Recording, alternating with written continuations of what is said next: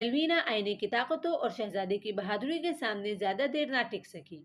اس کے ارد گرد کے سائے منتشر ہو گئے اور وہ کمزور پڑ گئی، اور ایک آخری چیخ کے ساتھ ملوینا غائب ہو گئی اور سائے چھٹنے لگے۔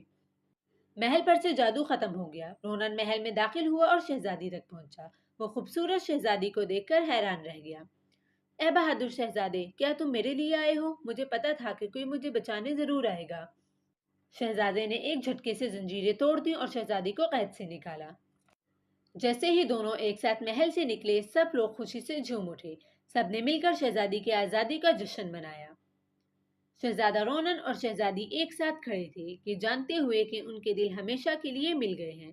آنے والے دنوں میں شہزادہ رونن اور شہزادی کی شادی بہت دھوم دھام سے ہوئی، جس میں سب دوستوں اور خاندان والوں نے شرکت کی۔ اور اس طرح شہزادہ رونن اور شہزادی نے مل کر ایک ساتھ بہت سالوں تک سلطنت پر حکومت کی، اور وہ سلطنت جو کبھی